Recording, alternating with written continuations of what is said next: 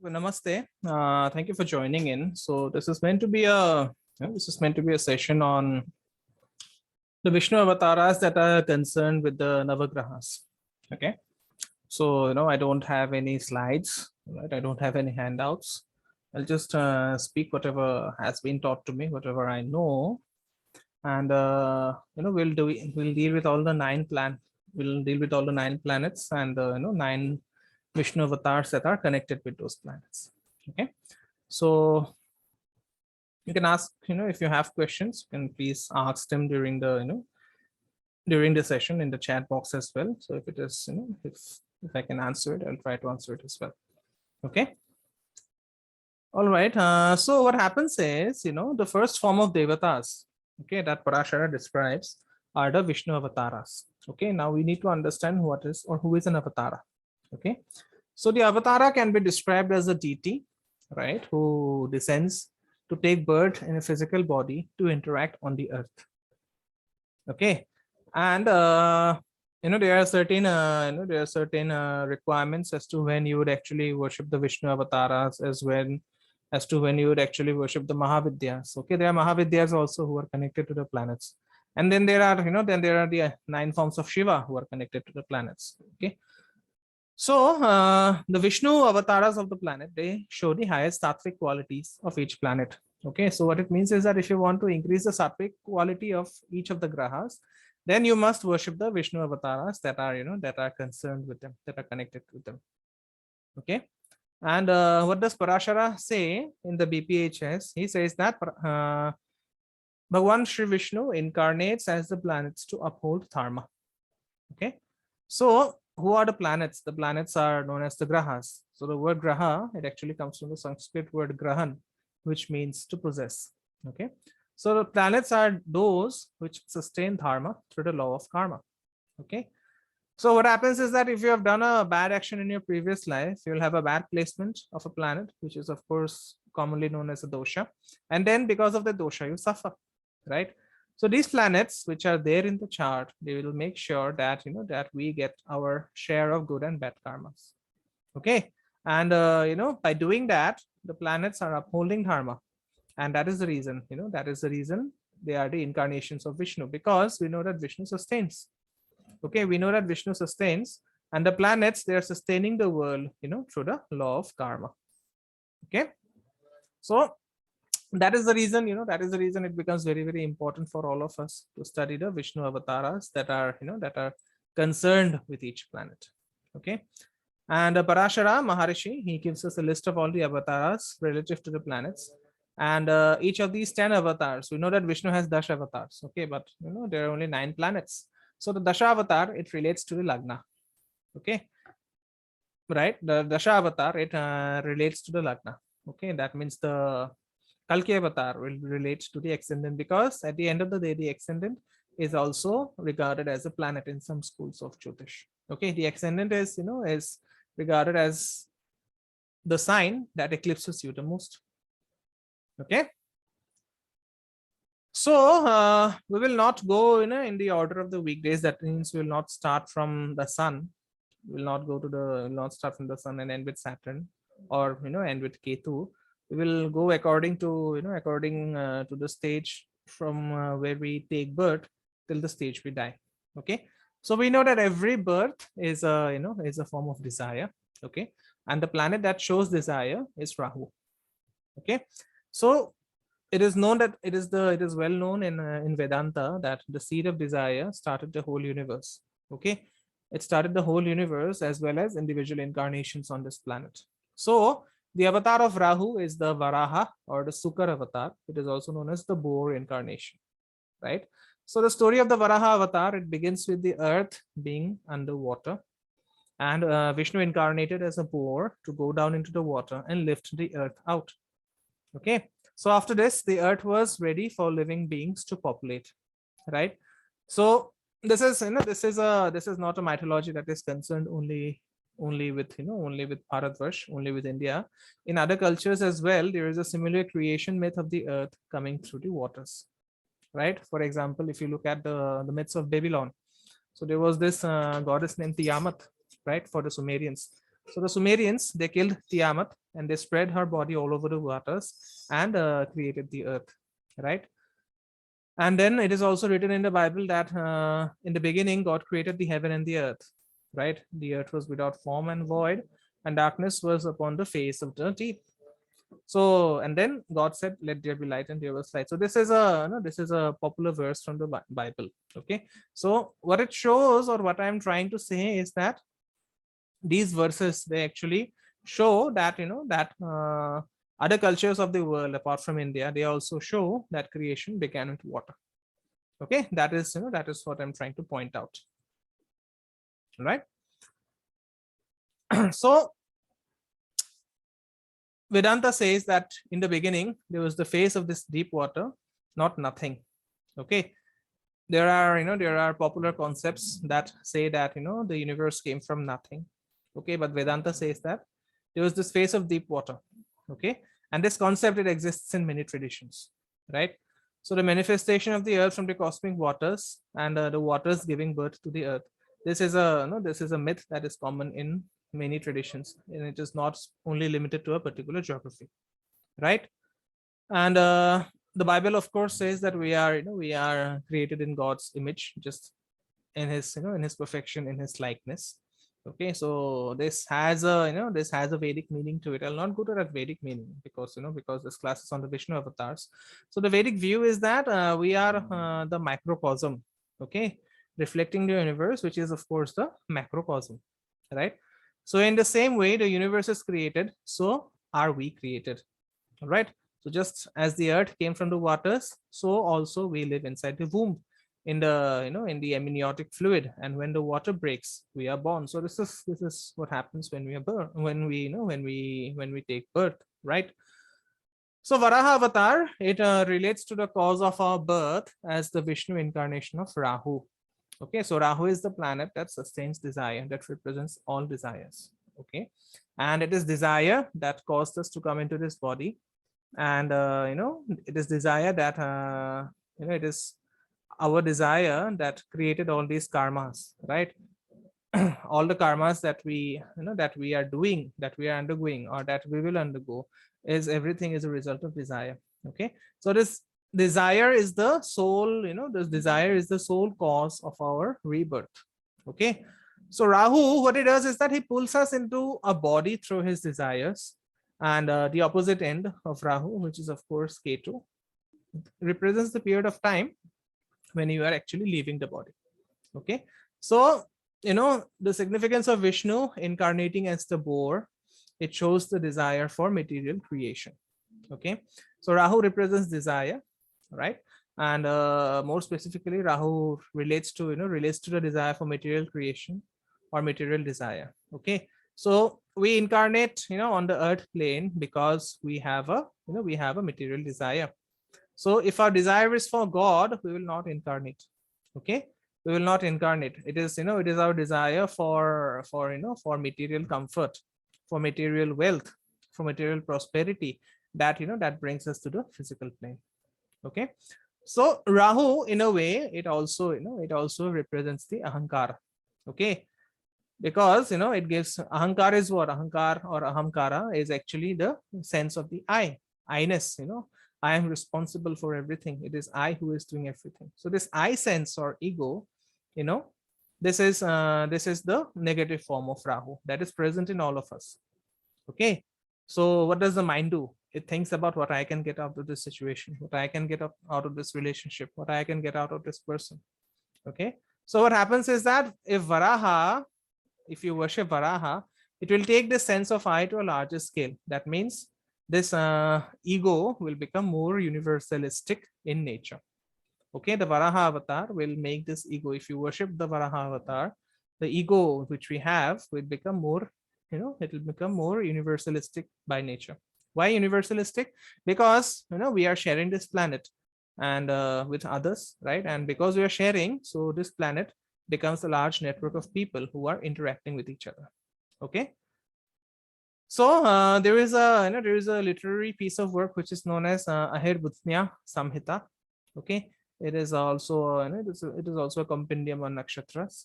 right? So the Ahirbudhnya Samhita, what it says is that the Varaha avatar rescues those who have drowned. Okay, those who have drowned.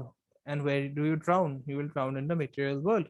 You'll drown in the material world of blitz, right? You'll drown in the material world of glamour, right? So this drowning actually destroys, yeah, it destroys the ignorance in the heart. And worshipping the Varaha avatar can actually pull people out of this drowning.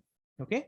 So what it does is that, if you have very, very unhealthy, selfish motivations, if you're not being able to focus properly, because the focus is entirely on yourself and not on the, on the greater good of others, then Varaha avatar can remove, these and these selfish motivations that are guiding you. Okay. So the practical application of the Varaha avatar is used as a remedy for Rahu, and at the highest level, Rahu represents looking after the environment. Okay, so all the people who are who are looking after the environment, who are working day and night ceaselessly for the environment, they have a they have a very positive Rahu in the chart. Okay, so as I said, Varaha saved the earth from drowning. So Rahu in the highest state is that material desire which is beneficial to the world. Okay, so as I said, people working with the with the environment, or people opening up a school or a hospital, right? People creating places where others can others can go and enjoy. Okay, for example, you see all those resorts coming up in the hills, right? You see all those all those adventure camps coming up in the hills. So these are there for the people to enjoy, to experience the thrills of life, right? And then you see, we have all heard about Sundarlal Bahuguna, how he initiated the Chipko movement, how he hugged the hugged the trees to prevent the forests of Kumaon to be cutting down. So these are all examples of a very positive Rahu.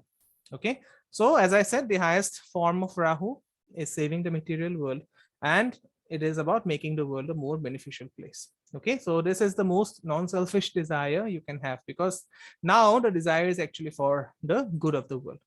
Okay, when the desire becomes something for the good of the world, to make it a better place, Rahu starts turning positive. Okay, so this is a very very important remedy, or a potent remedy I'm sharing with you, right?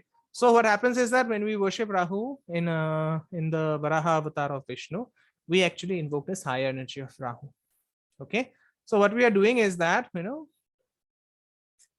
there is something which is known as the karmic balancing. What it means is that to balance all the bad karmas or the negative karmas that we have created, we have to do sufficiently good karma.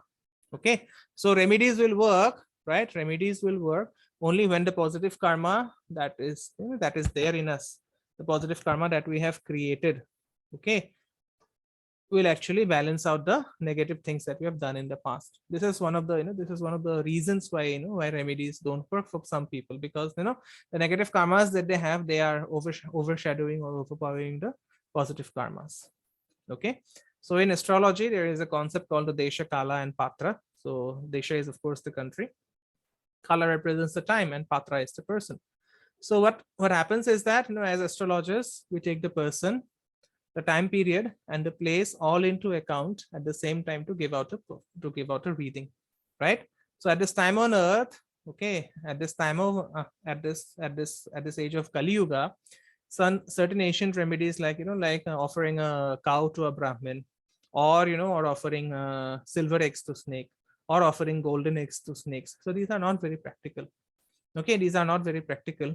So as an alternative, what we can do is that we can actually give out donations to places that are working to save the planet. For example, you have Greenpeace. For example, you have other environmental organizations.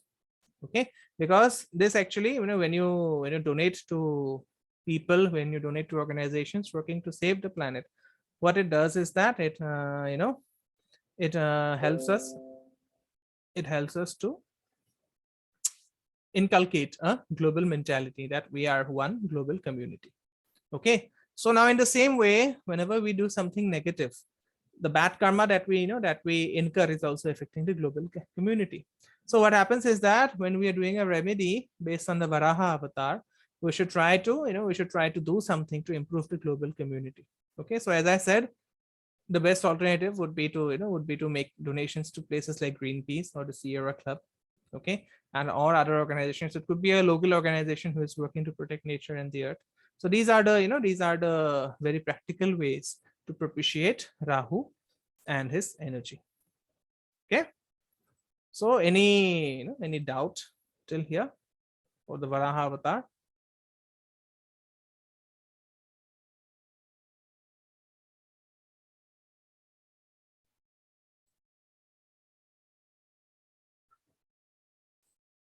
Okay, I don't think there are doubts. All right, so next we come to the Matsya avatar, right? Because if life started on water, then one of the earliest forms of life has to be the fish. Okay, so Ketu, it takes the form of Matsya or Meena, which means fish. Okay, and the story of Matsya is almost similar to the story of Judeo-Christian flood myth. All right, so all these various myths, which are which are archetypal in nature, they are found throughout world cultures. Okay, they are found in the Bible, they will be found in the Puranas, in the African cultures. So this story of flood, as I said, is also found in these in these texts, right? So the rishis, okay, the rishis or the sages that we had in the ancient times, they had actually known that Vishnu had taken birth as a fish. Okay, so the king had found his fish in his washing water, and the small fish said that the big fish devours the small fish, and while it was, and because he was so small, it was dangerous for him, because he was afraid that the other big fish would actually eat him up. So this fish, he asked the king to keep him till he was large and then to release him, and the king agreed to do it. But eventually when he released the fish, he was actually advised by the fish to make a boat for the coming flood. Okay, so when the flood eventually came, the sages tied a boat to the fish, and the king got into the boat with the Vedas, and the fish led them during the time of the flood. So this is a very common story that is there in in the Puranas. Okay, so this story is primarily from the Shatapath Brahman, okay, which is also known as the Manu Matsya Katha, right? So in this the boat that was constructed, it had no oars and nowhere to go as everything was flooded. So what does there is a symbolic meaning to this. Okay, a boat having no oars shows that when we cannot control what is happening, we need to surrender to the divine. Okay, and in this case the divine is Vishnu, because Vishnu is all pervasive. He is there in every atom, every molecule, right? So with the Vedas, which is of course the library of spiritual knowledge in hand, we can actually, if you have knowledge in your hand, we can actually hold tight, and we can trust that Vishnu will carry us through these periods of unknowing change. Okay, so it is a very common myth that a Ketu Dasha will always be negative for people, right? But before we can actually judge whether a Dasha can be positive or negative, we actually have to see how well Ketu is placed. Okay, so if Ketu is badly placed, right, so the time periods which result or which arise because of a badly placed Ketu, that can cause a lot of confusion. Okay, because then what happens is that during Ketu's time periods, the logical aspect of the mind becomes dysfunctional, right? And in the worst case scenario, what happens is that people will experience certain psychological breakdowns. They will lose their mind for a certain period of time, right? So in these times, one needs to look for a higher guiding forces in life. So if Ketu is well placed, then it will give a native very good time of great spiritual insight and alignment with aspects of life that are beyond the visible realm. Okay, so what it means is that there is a deeper spiritual implication. Okay, as I said, Rahu represents the period when we enter the body, Ketu represents the period when we leave the body. Okay, so what it means is that if we try to control where our soul is going, we may get lost. Okay, so all we have to do is that we have to call on the divine, and that name of the divine can be anything. It can be God, it can be Allah, it can be Rama, it can be Krishna. Okay, so what happens is that we have to call on the divine, and then trusting in divinity and keeping our minds steadfastly on God, we are actually guided. Okay, we are actually guided through the afterlife, right? So carrying only Veda, the spiritual knowledge we have acquired in this life, right, we surrender to the divine. Okay, just by that Veda, right, we by all the spiritual knowledge that we have acquired, we can actually surrender to the divine, right? So the actual material nature of that we have earned does not traverse through the various lives with us. So only the Veda, right, which is known as the root knowledge of the soul, it comes with us and is carried through to the other side. Okay, so what happens is that if we know how to apply it practically, if we keep our dharma, if we keep our mind constantly on Vishnu, okay, if we focus our mind constantly on Vishnu, if we think about Vishnu, who is also the all-pervasive divine, we will actually be guided to a new birth, or wherever it is supposed to go after we die.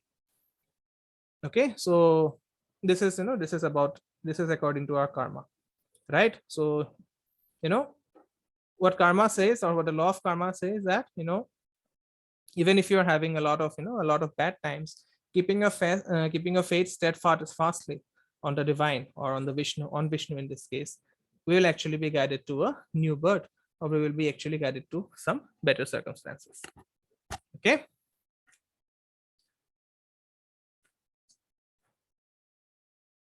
So Matsya avatar, okay, Matsya avatar, it relates to spirituality because Ketu is the spiritual indicator in the chart. He is also known as the moksha karaka.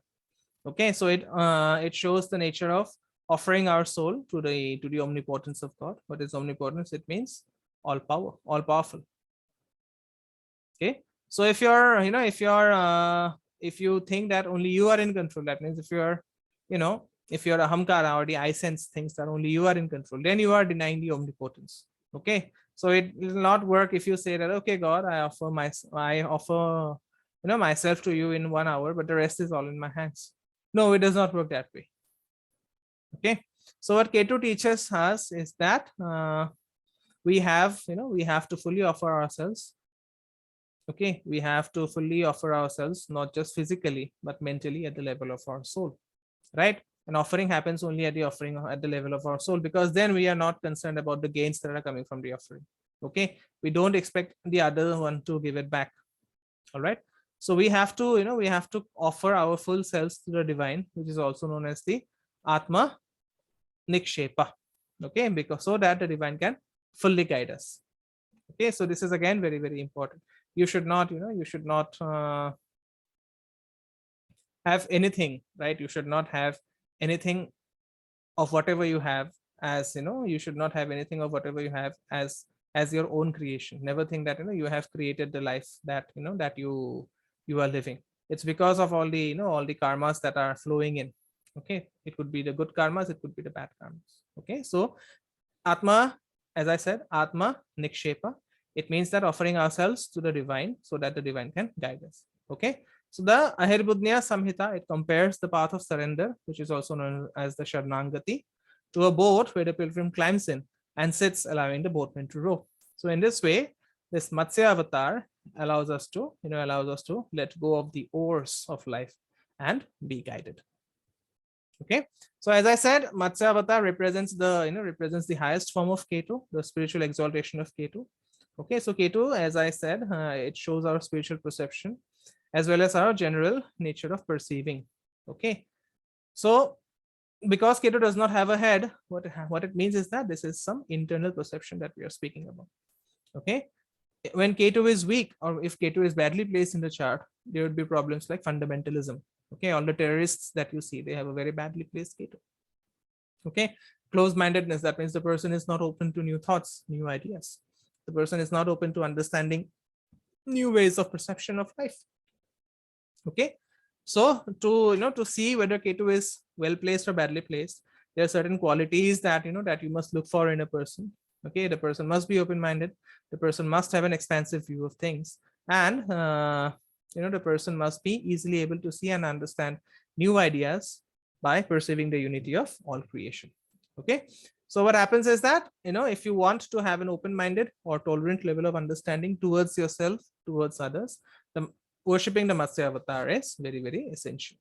Okay, so suppose now let's speak about Upapada Lagna. Okay, so I've not done a session on Upapada Lagna, but Upapada Lagna is a is a condition. Okay, that shows whether your marriage will sustain or not. It is a special ascendant that is used to read the marriage. Okay, so suppose there is Ketu in the second from Upapada Lagna. So we know that second from any Lagna, there, it becomes a sustainer, because the second house is food. So the second from any special ascendant becomes the sustainer of that, of that parameter that is represented by the ascendant. So if Ketu is in the second from Upapada Lagna, it sustains a marriage. But then if Ketu is not strong, then the marriage will not last, because there will be a certain fundamentalist, close-minded nature present. Okay, so for a marriage to to last your whole life, you need to be friends with your spouse. There is no space for fundamentalism. So if Ketu is strong, the marriage will be sustained and nourished through an understanding and expansive perception. So when we are able to take Ketu to the level of Matsya avatar, okay, the person who we are will have an accepting, open-minded quality, and and that nature will actually sustain all the other relationships of the person, including including marriage and other forms of partnerships. Okay, just a minute.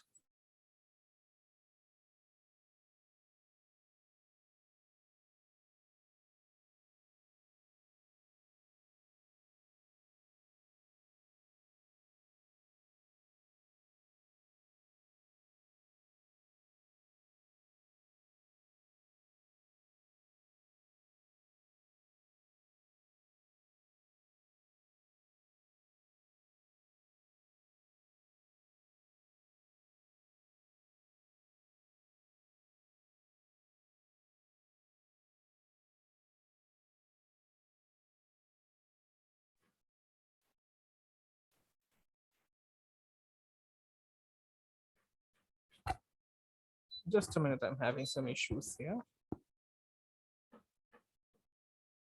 Am I audible to both of you? Okay.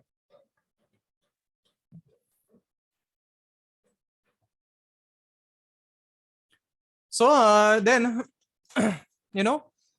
we know that, as I have explained in my webinar on marriage and remedies, we need the Vishnu avatars to sustain marriage. Okay, so if Rahu was placed in the second house from Upapada Lagna, then the person could be too materialistic, and that would destroy the marriage. Okay, so by worshipping the Varaha avatar, we are actually raising Rahu to that high level of Vishnu, where it is actually working for the sustenance of the world. Okay, and this in turn will actually sustain the relationship. So what we are doing is, as I said, we are using the Vishnu avatars to pull the planets to the highest level of sattva. Okay, because in this, when we do it, okay, we are not only, now we are not, when we worship the Vishnu avatars, we are now going beyond the Graha Devata. Okay, we are going beyond the Graha Devata, and Vishnu is invoked because we need the planets to sustain. Okay, so this is another remedy that I'm sharing. If you have a malefic planet in the second house from Upapada Lagna, to sustain the marriage, you have to worship the Vishnu avatars connected to that planet. Okay, so what are the traditional ways to propitiate Rahu? To propitiate Ketu? It includes feeding fish, okay, or or keeping a fish in maybe in an aquarium, or or in a pond, or and feeding them regularly. Okay, that is one way to propitiate Ketu. Okay, people would say, does eating fish make Ketu negative? It does not make it negative. But yes, if you if you look after fish, if you feed fish, then it is very, very good. Okay, then other efforts to propitiate Ketu would be by supporting efforts to protect the ocean and marine life. Okay, to help save fishes like like wild stream salmon, which are rare.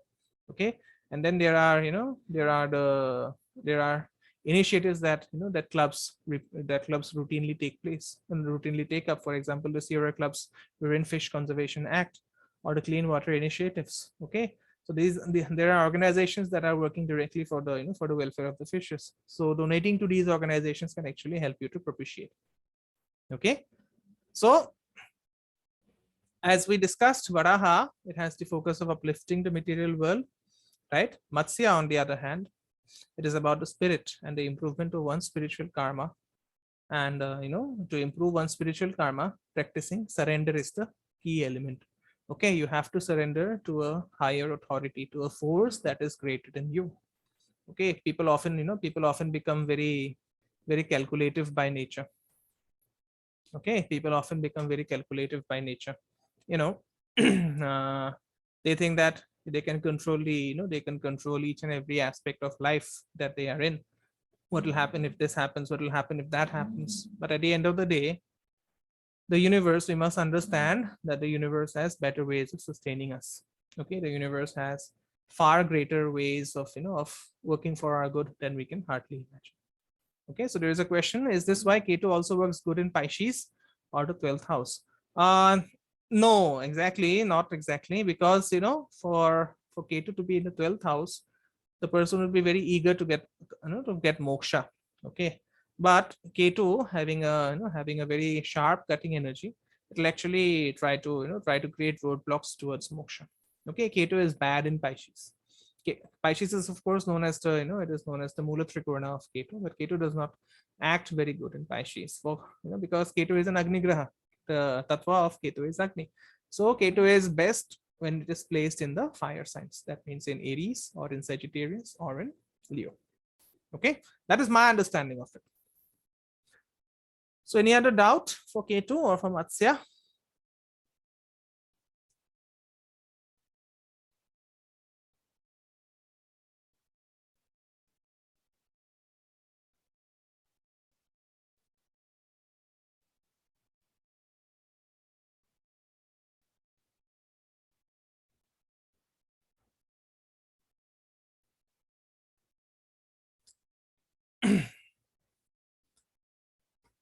All right, so next is the Kurma avatar, which of course relates to Saturn.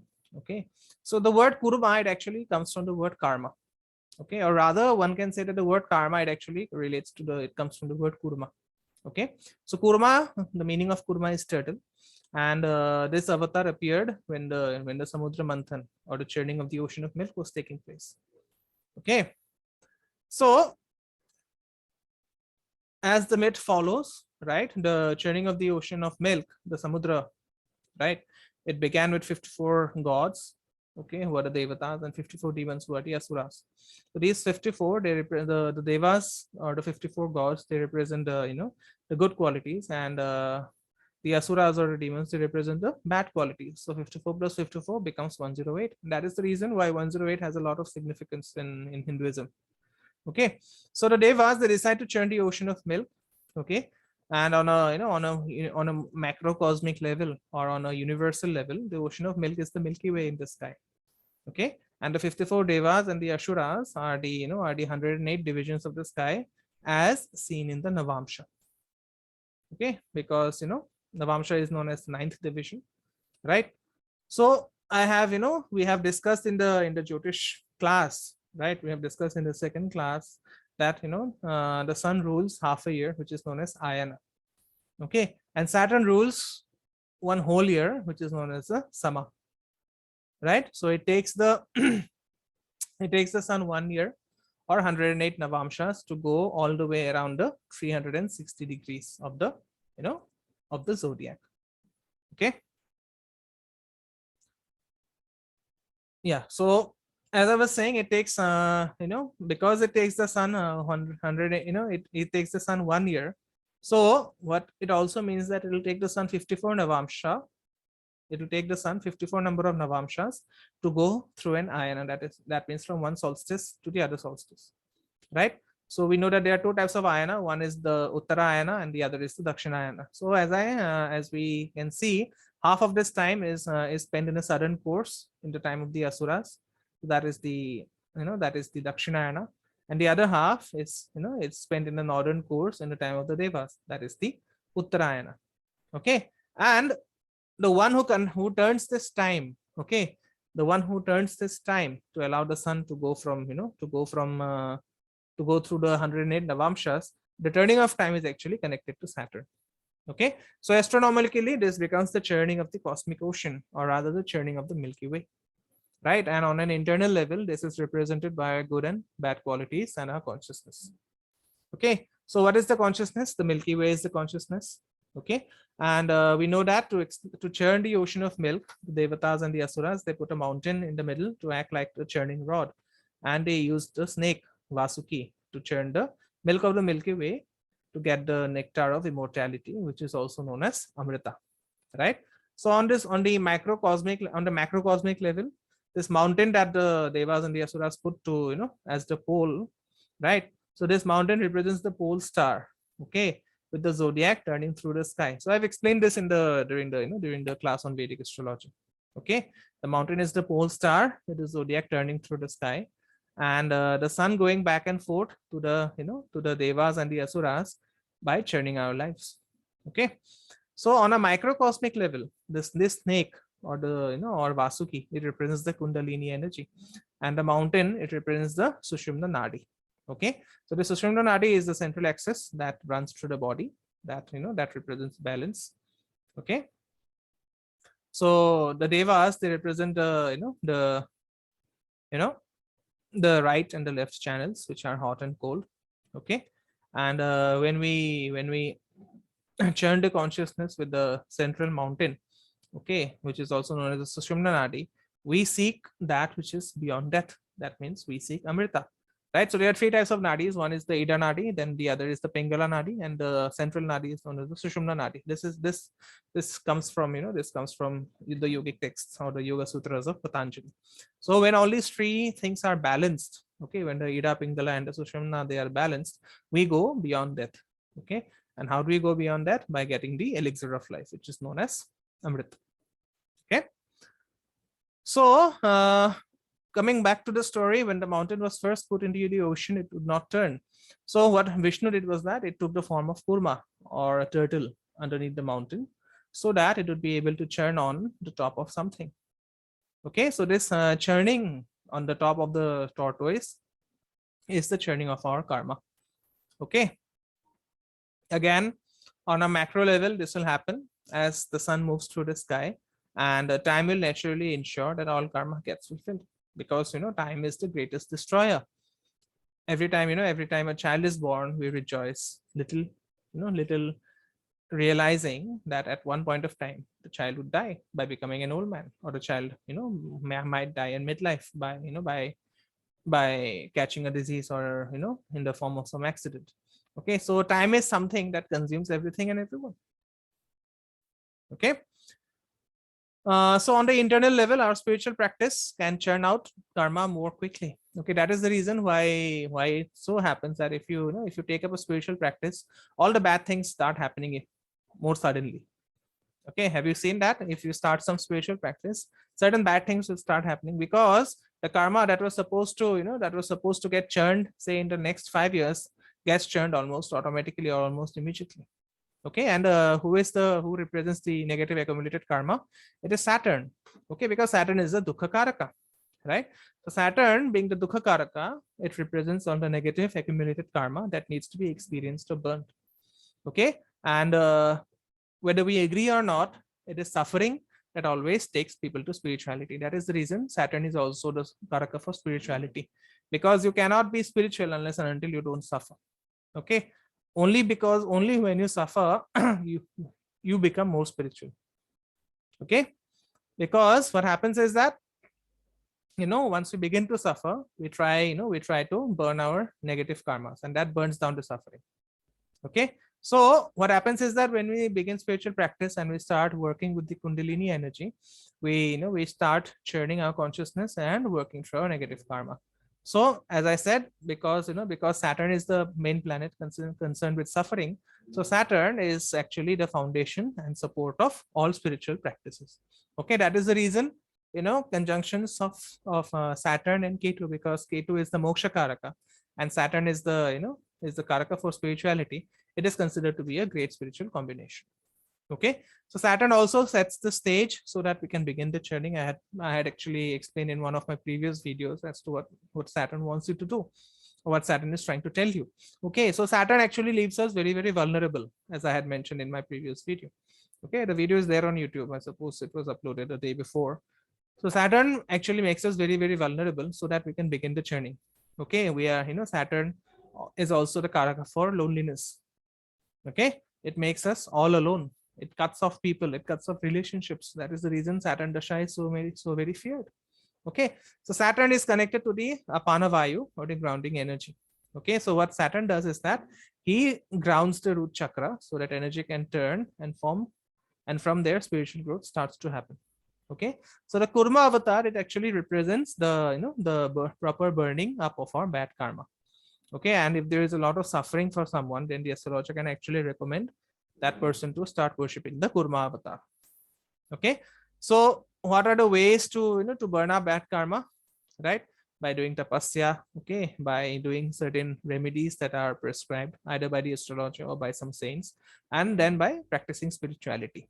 Okay, so what is the what is the core essence of spirituality? The core essence of spirituality is two things. One is being humble, and the second thing is being now, being here now. Okay, so these are the two most difficult things that that is there for human beings to practice. Okay, people practice spirituality, right, just with the hope of the hope of making others say that, oh my god, this person is so spiritual. That is not spirituality. Spirituality is is becoming invisible. Okay, spirituality is becoming invisible so that people hardly notice your presence. And if if you want to see the spiritual quotient of a person, just see how animals behave around that particular person who claims to be spiritual. Okay, if a person is very spiritual, then even if he goes near a animal that is easily frightened, for example a cat, right, you go near a cat, the cat will actually be very, very easily frightened. But a person who is very, very spiritual, he or she can go near a cat and then maybe pick up the cat and pat the cat on the back, and the cat will still still comply. And this will happen with other animals as well. Okay, so some people say that you must suffer your karmas, you must bhogo your karmas. Okay, बुरे कर्म का भोग करना ही है. But then if you take up spirituality, if you take up sadhana, okay, if you take up any kind of spiritual practice, it is actually the best way to face our bad karma. Otherwise it is just it's just like going through a suffering, through a undergoing suffering every day through a hellish life. Okay, so the sadhana or the spiritual practice or the process of spirituality is actually the beginning of of burning up our karmas. Okay, and real spiritual progress starts coming only when we only when we start facing all the negative karmas we have done. Right, we have all heard about the phrase be a man. Okay, how can we be a man? And I'm not being gender specific here. Okay, be a man means you have to be bold enough to to accept the consequences for all the negative karmas that you have done. Okay, and how are those negative karmas stored? They are stored as negativities in our consciousness. Okay, and those once those negativities they they start getting expressed, they will be revealed as the negative qualities of our actions. Okay, so as I said, a kurma, it represents the it represents the activation and purification of our karmas. Okay, and the Kurma avatar is about dealing with our past negative karma in the most productive way. Okay, so this is a very important important part of the spiritual progress.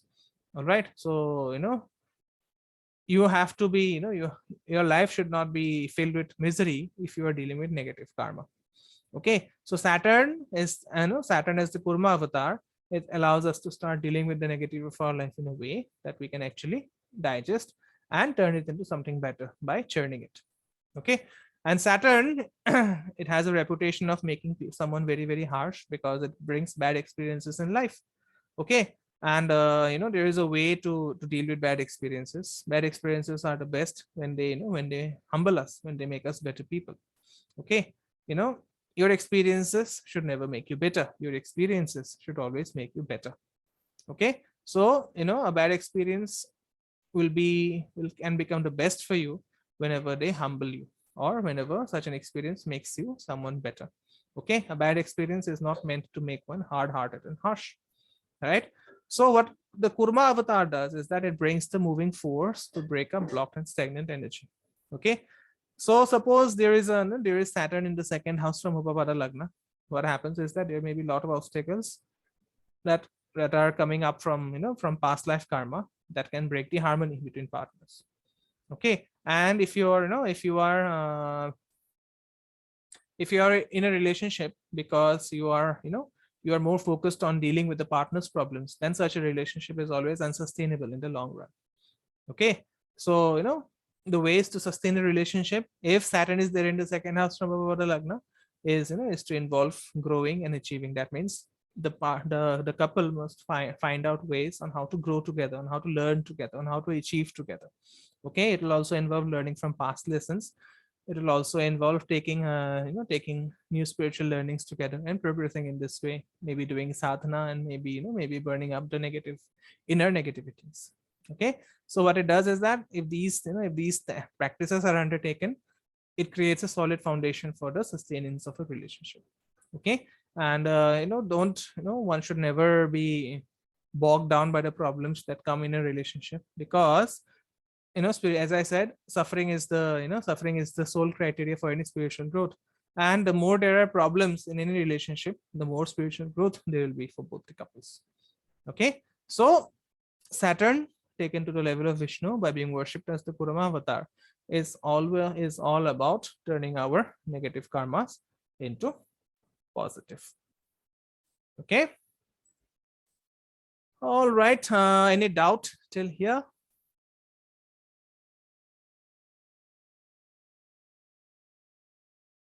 All right. So we have covered 3 planets. It was a lot of stuff, basically. I could go on and on, but yeah, but I think I'll stop here, and I'll make, I'll do this session in 3 parts.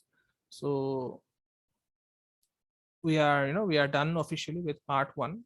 So next time we will start with Narasimha. That means Mars. Okay. And finally we will end with the last avatar. Okay, so we'll do it in 3 parts. So 3 into 3 becomes 9 planets. And thank you everyone for joining. It was a weekday, and I'm glad that everyone did join in for the class. I'll see you on Sunday for for the Jyotish Foundation class, the class 3 of Jyotish Foundation. Thank you everyone. Thank you so much for joining. Om Gurave Namaha. The recordings should be available by tonight or tomorrow. Namaste.